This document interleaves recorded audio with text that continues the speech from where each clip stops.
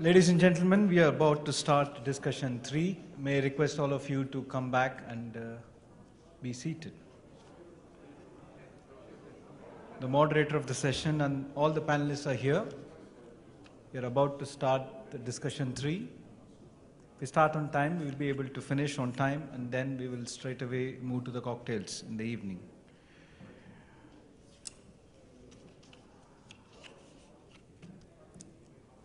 Right.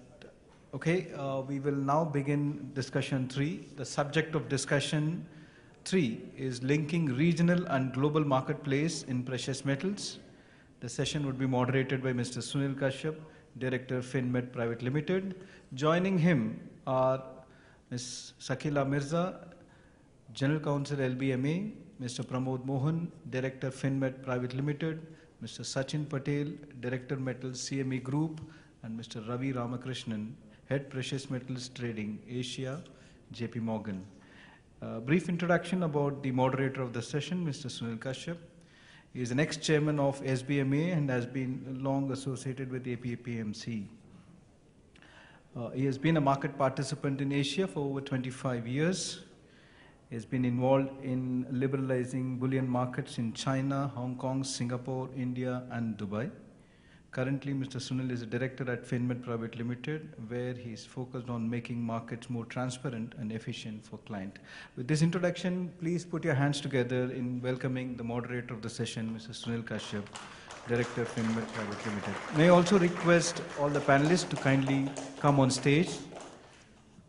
Ms. Shakila Mirza, Mr. Pramod Mohan, Mr. Sachin Patel, and Mr. Ravi Ramakrishnan. Thank you. Thank you very much. Over to you, sir. Good afternoon. And thank you for SBMA for inviting me. I must confess I'm slightly nervous because this is the largest crowd I've seen in a room for the last 3 years. In fact, this is my first trip out of Hong Kong in the last 3 years or so. And if I'm not mistaken, a gathering like this would be illegal in Hong Kong. So excuse me if I stutter a bit. So they say gold, all that glitters is not gold. For us in the bullion markets, that's certainly true. Fungibility of gold across various markets is a real issue. Gold that is good delivery in one market may not be accepted in another. And so that's the topic for discussion today, fungibility and how we can try to unify gold standards across markets. Let me start with a short story. It's about a friend of mine, Josh Blake, who was a 20-something trader in New York, was a relevant word here. He was a trader in 2020 working for a major bullion bank in New York.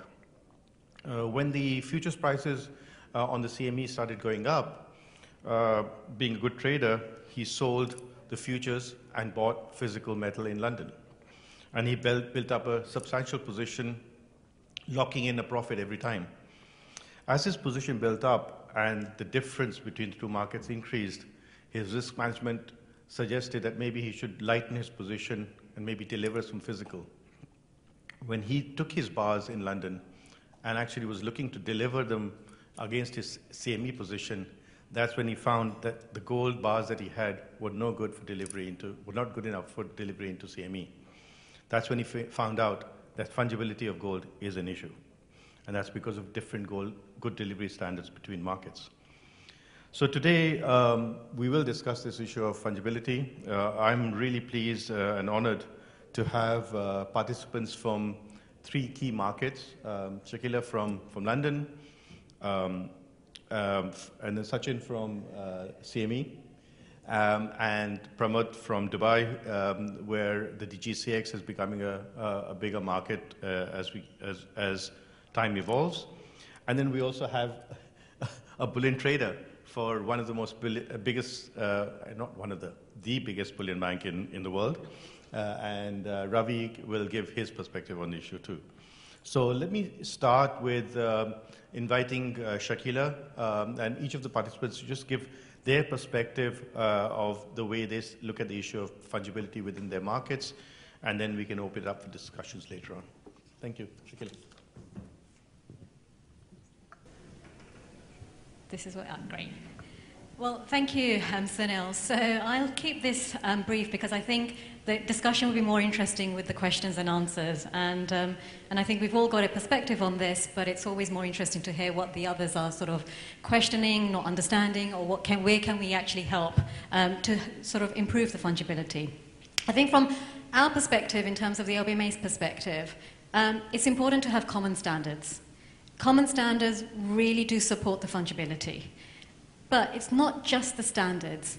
You need to have an enforcement process, making sure that the standards that you're using, that you're publicly announcing that you're adopting, you're also enforcing the compliance, the application, the implementation, and making sure that those standards are being followed. But then together with the standards and the enforcement, you need transparency and disclosure, and with that comes trust. Trusting that those standards are being adhered to, trusting that you've got good governance around those standards, and trusting that people are reporting reliably and making sure that there's transparency around what's being said. So at least for our part, those common standards will then be accepted globally and help with that sort of confidence in the market to be able to trade gold, the pricing, and also understanding what those definitions are. And to give you some examples, as most of you know, and I spoke about it this morning, the Responsible Sourcing Program. That's probably one of the sort of the best examples that I can give you when it comes to understanding where that gold is coming from. We have the LBMA Responsible Gold Guidance. This is looking at provenance. It's asking all refiners to actually have, follow the OECD due diligence guidance, and it's relied upon by other organizations. I know, for example, the CME references the LBMA's Responsible Gold Program. And so by having those common standards and allowing the mechanism for references supports the fungibility, but it won't happen in isolation. We have to provide the trust that that responsible sourcing program is being followed to the highest standard.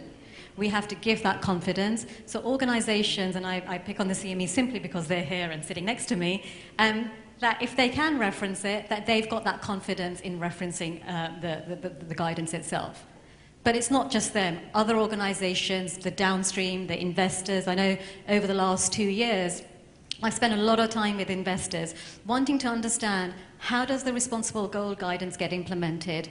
What are the ESG requirements? How is it being enforced? Who's making those decisions? How are you ensuring that these issues are being followed? Where are there gaps? How are we addressing those gaps? So again, that feedback means that we can continue to improve those standards, continue to work with the market, so it becomes a circular process. We put the standards, we get the feedback, we improve those standards, and we continue, so organizations can continue to rely on that. And that needs to happen on a global basis. And I know there's regional variations. So, the other example of the LBMA Good Delivery List, it is recognized by a lot of international organizations, governments, who very much rely on the Good Delivery List, and it has become the international standards. But that doesn't mean that you don't have regional standards, which may be, adding to what they use in terms of the LBMA the Good Delivery List. They may add their own requirements to reflect the domestic market, the regional market. But the reference point, the main list, is the LBMA Good Delivery List. And again, if you see it as a reference point, a benchmark, which everybody's working towards, and then you actually reflect the domestic, regional requirements, that will definitely support it. But again, you've got to have the common standards to begin with to allow for some fungibility there. And then finally, again, we mentioned earlier this morning, technology. Technology definitely has a role to play in helping and supporting fungibility. But what is that role, and how can we make sure that we're using that technology to provide that confidence, that trust, that understanding, where is gold coming from, where is it going, understanding and trusting that information, the data. So that's why we've been carrying out this pilot to understand, can we use technology to perhaps support some of the issues that we're seeing and address them globally together. So I'll stop there. I'm sure there's going to be lots of questions, and I'll pass over to... Thanks, Shakila. So it took 3 minutes for the EFP to be mentioned and 10 minutes for the LBMA to pick on the CME. So we're off to a good start. Hi, everyone. First, Albert, KL, the whole SBMA team. Amazing that you managed to get us all together this year. I think this event has become such a can't-miss fixture in the annual precious metals calendar. So credit to you for getting us all back together after a few years hiatus. Thank you. I tried to keep in contact with a lot of you in the room as much as possible in the last couple of years, but for those that I don't know, my name is Sachin Patel. I'm a Senior Director at CME Group, and my responsibility is to manage the metals, futures and options suite for the Asia-Pacific region, so derive the strategic opportunities for the region going forward. Now, fungibility. I think due to that key event which occurred in the late part of March 2020, has clearly become a topic which we at the Exchange have had to discuss, talk about, and even action upon a lot more than perhaps we ordinarily would have before that occurred. I think any of you that have seen anyone from CME present before, we usually have a full slide deck boasting about volume numbers and liquidity statistics and things like that. Clearly that is not the topic of conversation today. I thought it might be a little bit depressing to actually go through transactional volume. It's been a tough 18 months in terms of the overall volumes in the market, but it's a perfect time to be discussing something like fungibility in the markets. Now, from a CME perspective, I think those couple of weeks in March 2020, it was a time where I certainly didn't get off the phone much, as I'm sure was the case with a lot of you. A lot of those phone calls were together. Incredibly, I guess we have to say, stressful time for the market. And coming out of it are things that we hope will make us a better marketplace and really be able to improve some of these fungibility questions going forward. Now, at the time, there are a few things which we believe contributed to what was an unprecedented move in the basis between COMEX futures and the OTC market. As Sunil has mentioned with an example, you know, the fungibility of gold bars, what gold is accepted as good delivery in what location or in what marketplace, was clearly one of them. You, of course, had this exacerbated by the complete inability to actually fly gold around the world at that time, and obviously that persisted for quite some time. And then finally you had something, I guess, a little bit more rooted in the trading of the market, and something which was positioning led. This is a basis market. It is quite possible for the majority of the market to hold a similar position. And of course, at such a time when liquidity was already becoming very challenged, we had what ended up being this unprecedented move in the EFP. So fast forward since then, so two and a little bit years. As Sakila has already mentioned, the CME have put in a few things in place to make sure that we do our very best to align ourselves with adjacent marketplaces in the LBMA in particular. So responsible sourcing is one of those. We have been following the responsible sourcing guidelines as set out by the LBMA and the OECD on gold since 2015. And in 2021, I believe it was in May last year, we have extended that for silver and also for the PGMs, for platinum and palladium as well. Some other things that CME have done, this was much closer directly after the blowout in the basis, so I believe it was July 2020. Brands. What we did find is that the acceptable brand list between the LBMA and COMEX had some overlap, but probably not what it should have been. And we made an effort then and there to make sure that we expanded our brand list to accept close to all of the good delivery brands on the LBMA. Some slightly more technical things, I guess. The most recent change that we have made, September 2021, something to do specifically with good delivery silver. CME has historically included a requirement that silver arriving to be delivered against a COMEX silver futures contract would need to have the bar weight incised on it.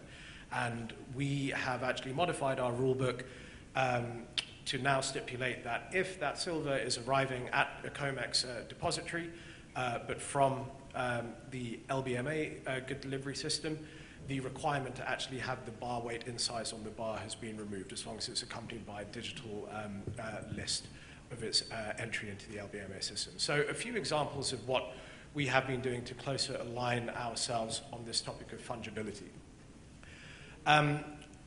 I think before I hand over, it's only fair to bring up some of the things which are perhaps difficulties on this issue of fungibility from an exchange perspective. And again, we have lots of lessons which we learnt from March 2020. So different gold markets have existed for some time to serve different purposes. You have the investment grade 400-ounce large bar, wholesale or investment market in London.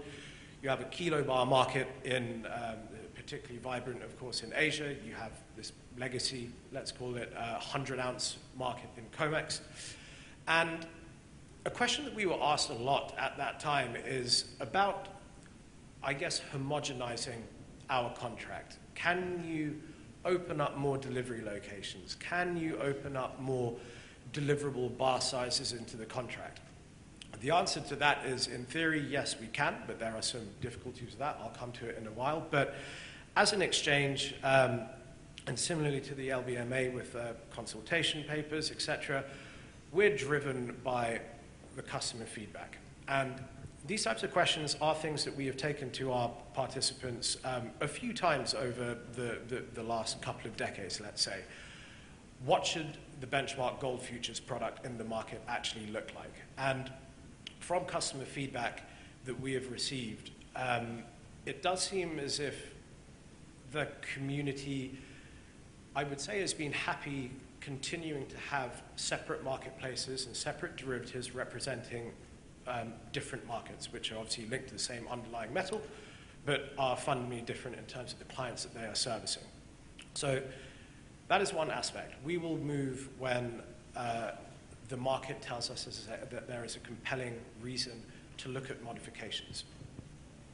The last part is exactly how we do this. And the idea of coming up with new products for new bars, new sizes, etc., I think we have seen, and we've had enough lessons historically, that the idea of potentially bifurcating liquidity is a very difficult thing to ever make succeed. So the question really comes to, can you take your global benchmark and make modifications on the subject of fungibility, which we think may make sense for the market? And I think from what we learned a couple of years ago is that from a legal and regulatory perspective, making these types of changes, which may have an impact on price, on the pricing curve going out to where we hold open interest, can be a very difficult thing. In fact, we were just not allowed to make those types of changes literally from a regulatory or legal perspective. So when we are considering any solutions going forward, I think these are some of the other things that we need to keep in mind, and I guess some of the potential difficulties that we may face. But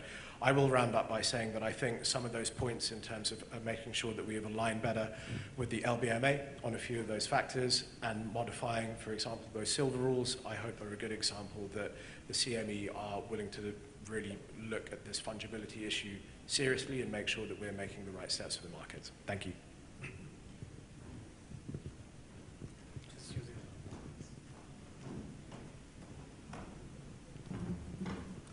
Hi, good afternoon. Good to be back after 2019 to see a very good big crowd. As usual, Albert, KL, Martin, and Srivatsa, great stuff. Really enjoyed, and thanks for inviting me to the SBMA. So I'm just giving you a brief about the UAE gold market and its Gold Global Connect.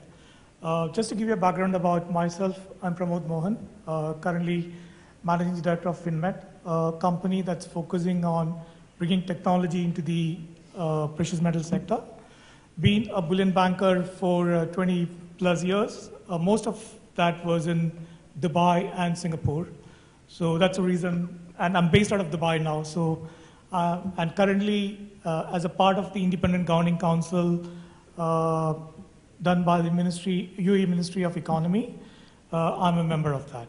So with that, let me just give you a very brief presentation.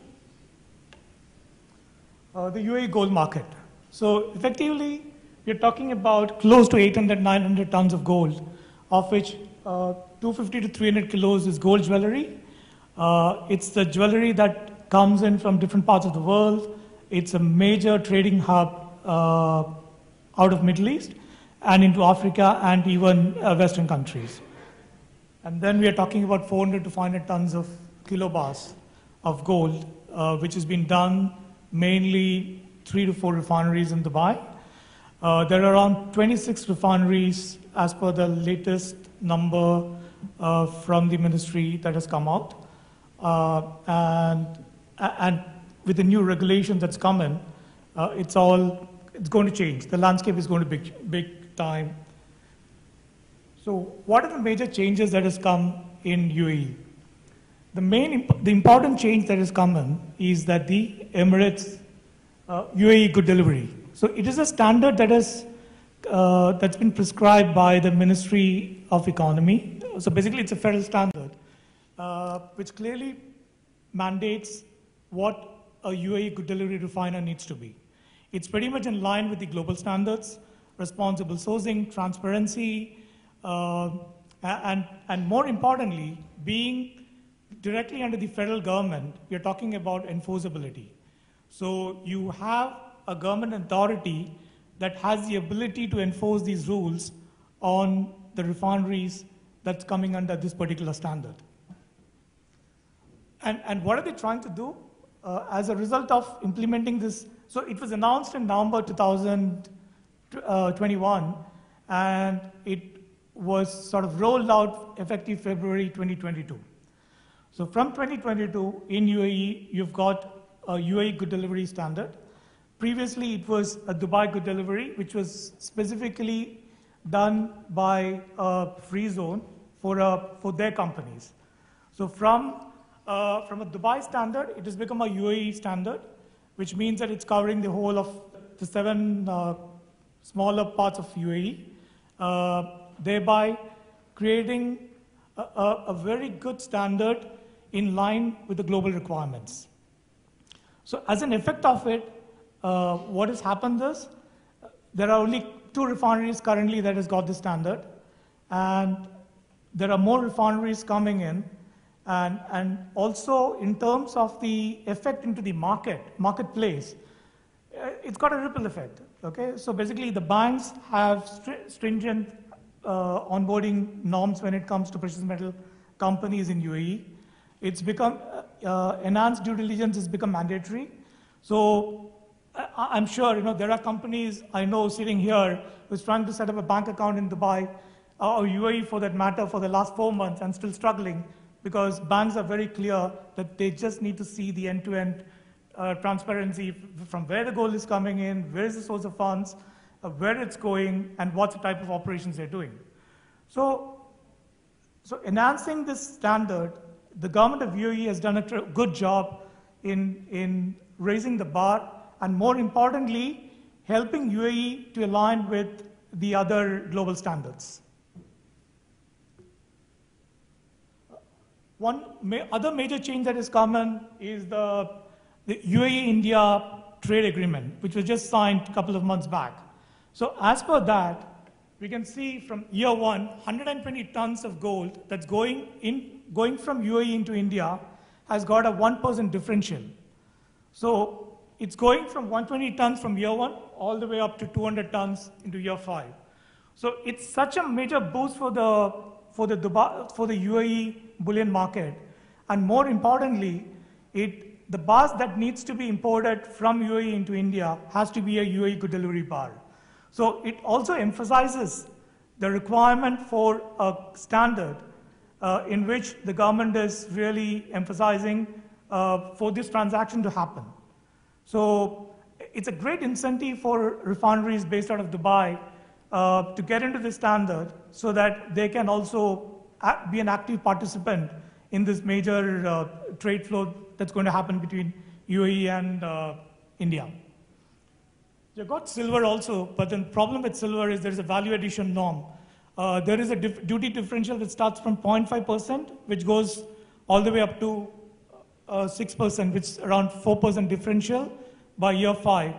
But since only silver concentrates and silver doré that comes into Dubai gets into this purview, the likelihood of that is very, very limited. So what's the way forward when specifically coming to UAE?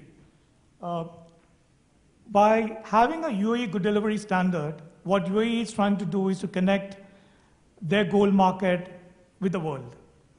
So India has been a major partner. They have recognized the UAE good delivery as a part of that. As per the CEPA, it's become mandatory to do that.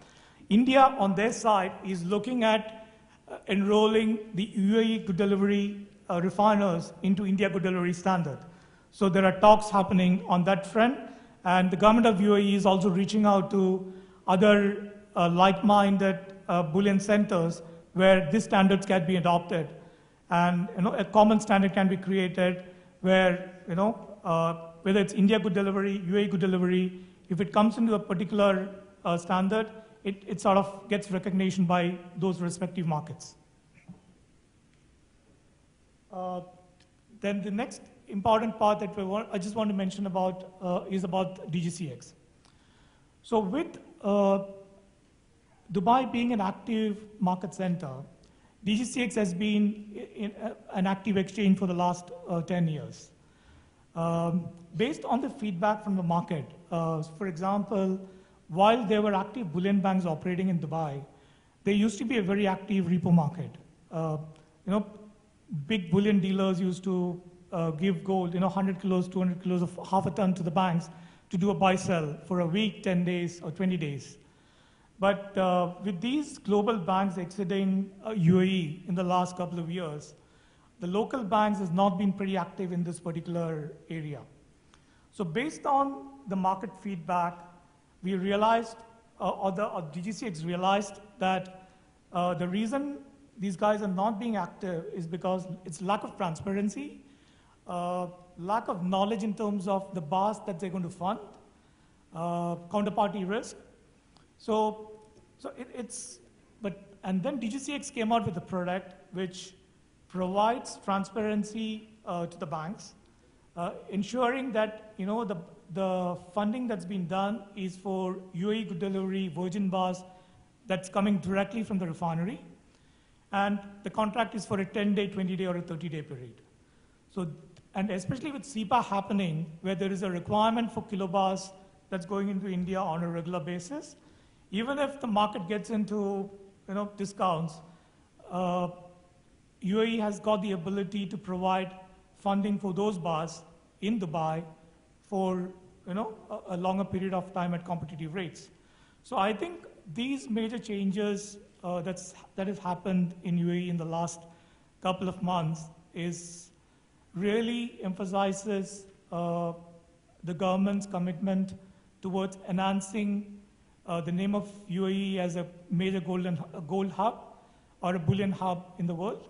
And also these products that's coming up from DGCX, providing more liquidity into the local market would enhance UAE's role as a major bullion player.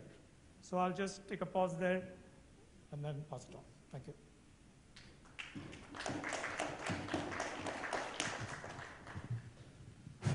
Thank you. I'll hand over to Ravi now. Being the head of a trading desk in a major bullion bank, or the major bullion bank, and having experience trading across markets, I'm sure he's faced issues regarding fungibility. So we'd love to hear your comments on what you feel about it, and what do you think is the way forward. Thanks, Sunil. Thank you very much for that, and really appreciate the thoughts from the LBMA, CME, and from the UAE marketplace as well. I think all of these are, like you see, like when every one of us is probably speaking, you already are getting different answers for probably the same question. I think one of the key issues or the aspects of the gold market that I'd like to address is, always people ask me, is gold a currency or commodity? I think the lack of fungibility is one of the biggest reasons why it's a commodity and not a currency. Because €1 is worth same dollars regardless of which part of the world it is. But 1 gold ounce is actually worth different in different parts of, say, different parts of the world, whether it's in London, whether it's in New York, whether it's in Singapore, or whether it's in China. So this lack of fungibility is a key reason why it acts and behaves much more like a commodity than like any other traditional currency that we are used to in our daily lives. So that is one reason that I always give people that why gold should be treated as a commodity when large aspects of it trade very similar to the FX marketplace in terms of how it's quoted, how it's traded, and how it's sort of dealt between market participants.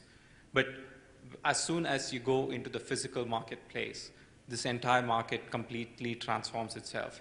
It becomes very, very subject to the nitty-gritties of each and individual market where we are trading this particular commodity.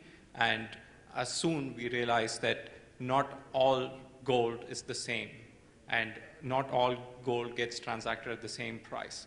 And that's one of the key reasons also why you do need players like ourselves, banks like ourselves, to operate across marketplaces so that we are able to provide liquidity to key markets, whether it be the London gold market, whether it be CME, or any of the other regional markets globally.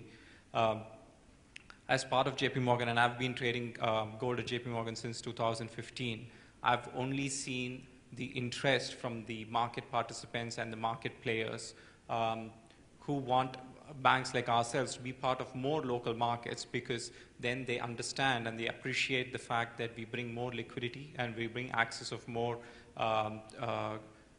credibility into these markets, and we are able to deliver gold as per the end customer's requirements. I mean, for whatever reason, the gold bars that we can potentially deliver into the London bullion market have not historically been same as what is dealt in the CME. But when you actually go down to why that has been the case, it's actually very, very contingent on, very critical on what the gold is being used for. The CME is a futures-driven market. The participants in that market are not of the same scale and size as the institutional players who are participating in the London market and who are able to sort of deal with the 400-ounce bar size of liquidity. You necessarily need a contract which is lesser in size and volume and in lesser clip sizes to be able to access this particular market and to be able to transact in lesser clip sizes. I mean, similarly, if we operate in China or if we are operating in India, we're automatically looking at bars which are either kilo bars or 100-gram bars in the case of India, for example, because those market necessarily needs those requirements for physical gold in those shapes and sizes. And it is for that very specific reason that, we have to work with exchanges, we have to work with, say, the refineries, we have to work with our local partners on the ground, like, say, the local banks or the local traders, and we have to understand what they need, and that is the value that we bring as a bullion bank to the table, which is why we are constantly working with the likes of LBMA and CME, so that we can constantly feed back to them on what the market wants or what the market really is looking at in each of these locations. It's what Sunil mentioned about the incident in 2020. I think it has resonated with every bank on the street. I don't think any single sort of market player or market participant was left unscathed by it. But we have learned. We've come a long way. You've seen that inventories in New York have actually grown oversized over the last couple of years. Sachin can say how the inventories in CME have increased across all the 4 metals ever since 2020 happened. I mean, these are key aspects of any particular commodity market. You would see that any futures market typically is balanced with inventories of significant sizes.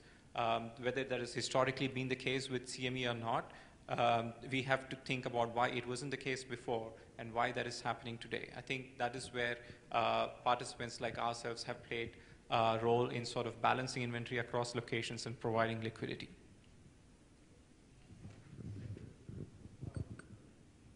That was very insightful. Thank you, Ravi. I just have a few follow-up questions. I mean, just to summarize, I think when we look at fungibility, really from the discussions, there are three aspects of the metal which create differences between standards and, if you wish, restrict fungibility. One is the concept of the sourcing, the responsible sourcing guidance. The mechanism used for recording that tends to vary from market to market. The second, of course, is brands. Different brands are qualified in different markets. And the third is the dimensions, the type of bars that are acceptable. I want to drill into each of those aspects. Let's start with Dubai first. In terms of Dubai, what do you think Dubai has been doing, or UAE has been doing, with regard to responsible sourcing and aligning their standards more towards global standards? What is the guidance that they use now?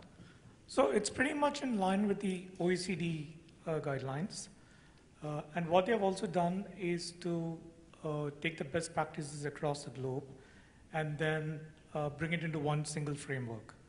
And as I mentioned earlier, previously it was very much specific to one particular state or a free zone, and now it has become more of a federal initiative, which provides much more scope in terms of enforceability. So I think that's what they've done. Shakila mentioned at that time, so I'm just checking for whether for UAE there is proper enforcement and transparency regarding enforcing that RGG in Dubai.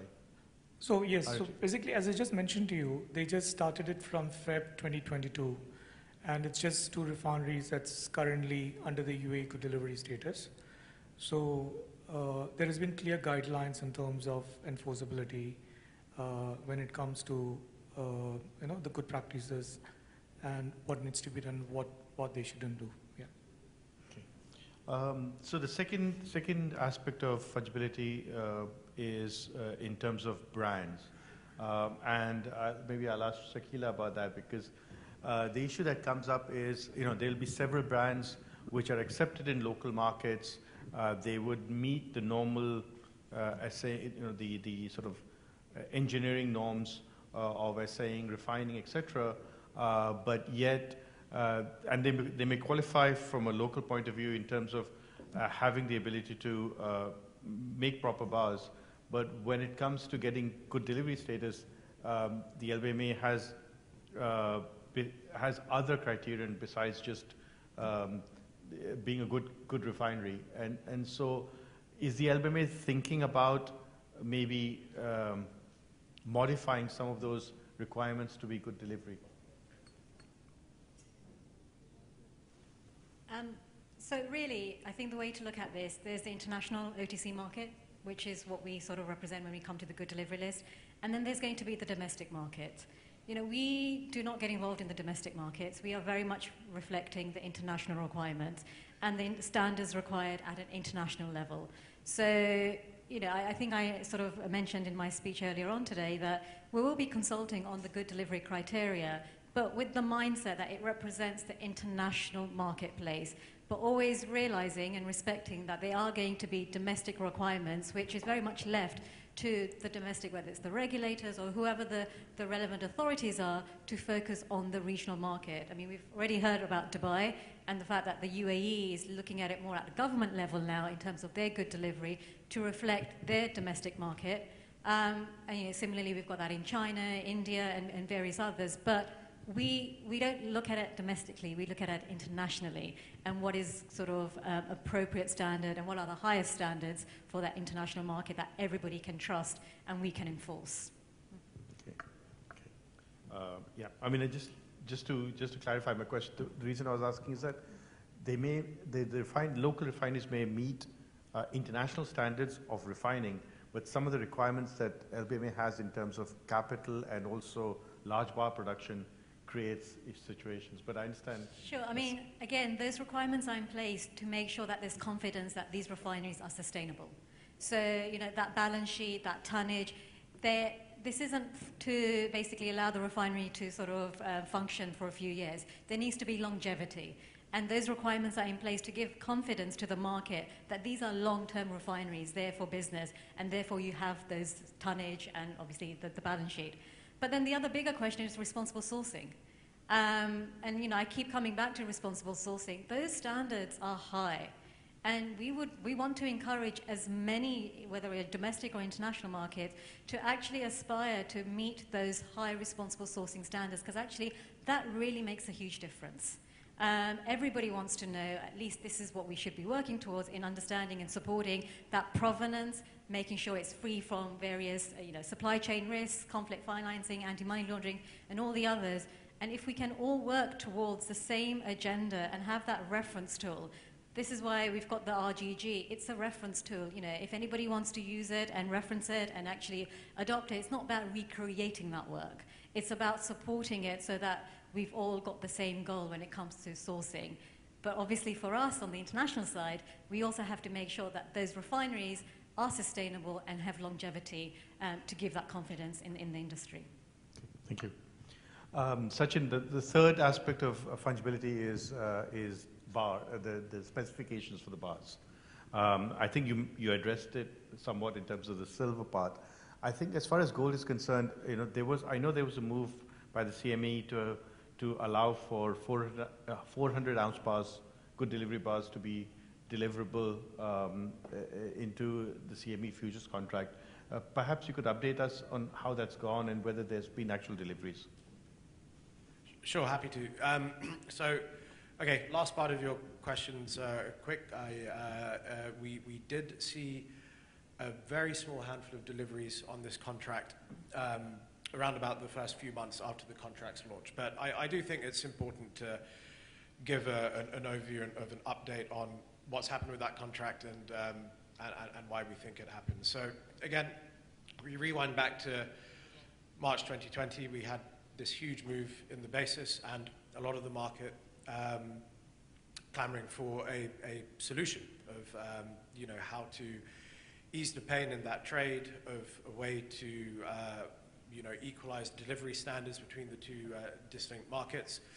And I touched on this towards the end of my introduction about the difficulties that the exchange will always face in terms of making a change, modification, addition to an existing contract that has $100 billion worth of open interest currently outstanding. If you think back to that point, what would have happened if all of a sudden COMEX benchmark 100-ounce gold futures allowed a 400-ounce bar delivery, maybe even a delivery point into London? You can only imagine what would have happened to the price action. It would have been an overnight big shift, I would have guessed. And when you have outstanding positions on something like that, it is simply a change that we can't do. If you're making a modification to an existing product, what we have looked at in the past is saying that it will get modified after X point in the curve where positioning is nil. So the new contract, it was called 4GC, is called 4GC, it does still exist, was conceived as a mechanism to align this bar size issue. So the contract began its life as allowing a delivery of 400-ounce bars, but still actually loco New York. And actually in time, I believe it was a few months after the launch of the contract, a modification to that contract was made to actually include London as potentially a good delivery location. So we actually kind of tried to address two of the issues which had plagued the market just weeks before. So bar size and also where is that gold sat. What we found, and this perhaps happened by good fortune, but maybe there's nothing like the market going to an all-time high to add a little bit of liquidity back into adjacent markets. And of course, as we went on throughout that year, I think in particular, Ravi, you can probably clarify if this timeline is correct, but maybe by the time we got into summer, June, July, I believe once that June to August roll was completed, things certainly had by no means normalized, but had certainly started to look a lot better. I don't think by that time we were seeing, $30, $40 quotations for the EFP, and some semblance of correlation was really starting to return to the market. I do think it's fair to say that the CME gold futures in the OTC market spent some time acting like completely different assets, and maybe around about this time, things were starting to normalize. So the solution that we had come up with on 4GC, which traded in very small handfuls at the time, quite quickly, perhaps personally, quicker than I would have personally expected, had become, obviously, not defunct is the wrong word, but when you then asked our market participants who were heavily in the EFP trade or had been monitoring these issues of fungibility, do you need the 4GC contract? I think this is the maybe a pattern that we have seen over the years, that as things have started to normalize, the opinion of a lot of our clients tends to shift, and it has moved from a state of, I guess, a lot of pain for a lot of the market to things returning to somewhat normalcy, and thus the existing structure of the contract kind of serving the purpose. And I think we all understand that the existence of the EFP, of a locational basis from London to New York, this bar size issues of large bars to smaller bars, has been a very popular trade for a lot of the marketplace. So the 4GC solution, I would summarize it in saying, I think it's from a pipework point of view, it's a good thing that we have launched something that has enabled us to do the work of potentially getting someone set up in London to be a good delivery depository. As it happens, it's theoretically possible, but none of the depositories at this stage, I believe, have actually got themselves approved. But the very fact is that the contract has maybe put in place something that we historically have not really looked at. The natural extension of that is going to be considering if further delivery points at some point in the future may make sense. And again, this goes back to the point of bifurcating liquidity. The CME had a gold kilo contract, which was deliverable into Hong Kong, but it really depends what problem we're trying to solve. Okay? The benchmark underlying futures has been the most liquid derivative in gold for such a long time now that if you're just looking at this from a price risk management perspective, from a trading perspective, the idea of bifurcating liquidity for what is a relatively small change, let's say, is probably suboptimal when you're sacrificing the tightest bid offer and the largest book size. But I think that 4GC has at least laid some of the groundwork to see in future if it might be, even from a financing perspective, what could make sense to do something a little bit more regional. I agree. Yeah. Thank you for that, Sachin. If I can ask Ravi, just to set the context, Ravi, I think I said, fungibility is an issue. Actually, if you look at it, it's a double-edged sword. In a way, fungibility is the lack of fungibility is also good because it allows banks like yourself to arbitrage. It allows refiners to get business because they transform bars, and of course, it also allows shippers to move metal around the world. The question I have for you is in terms of trends. Pre-COVID, there was a set pattern of arbitrage differences between markets, and then you had this big event. And I wanted to know if you could update us about the situation right now or over the last few months. Has the disparity between markets reverted to the levels that existed pre-COVID, or do you still find that the market is far more volatile in terms of basis differentials between markets? Hello. Yeah. Just before I address that question, just one point I would like to add to what Sachin was saying is, I think the 4GC contract was very well intended to solve that problem, but everybody is sort of wise in hindsight, but I think the reason probably the liquidity did not pick up as much is I still believe that is not what the original or the large market players on the CME actually wanted. They did want a 100-ounce contract, and they were trading that. So the whole reason for the EFP basis blowout is relative to the open interest on that particular contract. The physical inventory in New York was exceedingly low. I think that problem has, over the last couple of years, has completely turned around. So, for example, so further now addressing your question, how have things changed? Like if you look at CME inventories today in terms of kilobar or 100-ounce bars, significantly higher than what they were 2 years ago. So what that means is actually increasingly as we're going into deliveries, we find that the New York, the CME market is at a discount to the London market, implying that there is excess gold in New York today than what the New York market actually wants. So there is this constant balancing act that's going on between New York, London, and other locations. So even in Asia, if you look at the SGE as, say, one benchmark for Asian prices, the prices have been moving between premium and discount to London through COVID and even post-COVID.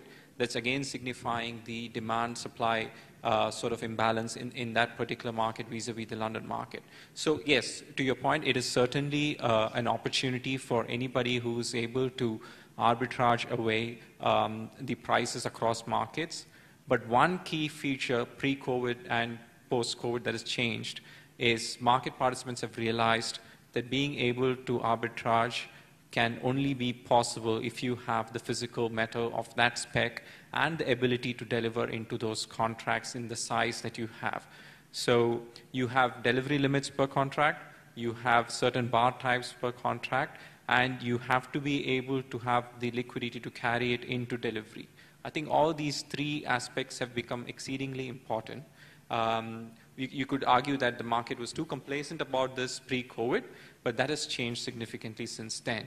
And that is why today we see inventories that were originally probably held only in London are now split between London, New York, say even Shanghai, Zurich. It's become a completely global market today than what it was 2 years before, where you could argue that a lot of the liquidity was centered around London.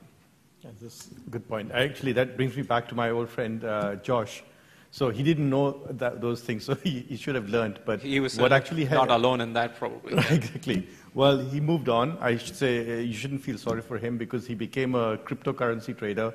He bought BTC at around 10,000 levels and sold at 50,000. So he is better off. I think with that, what I'll try to do is hand it over for questions to the floor. If there are any questions, can you please indicate? Okay. I guess we'll close the discussions here then. Thank you very much. Thanks for the panel. Very, very interesting discussion. Thank you.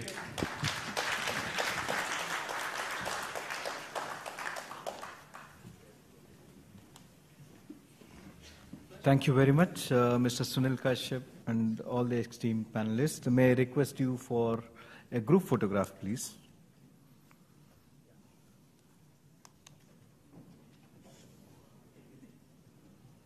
That was an excellent discussion on regional and global markets integration.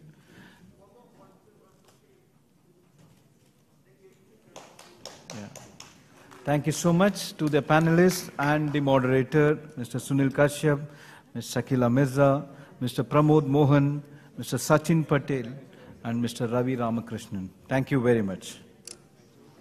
With that, we come to the end of day one conference session. Thank you all for your wonderful participation.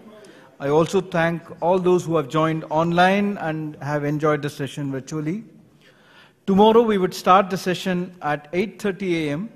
Please do join us as we have very interesting presentations on the most recent developments in two of the largest markets for bullion in the world, China and India.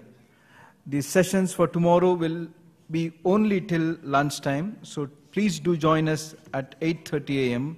and enjoy your sessions.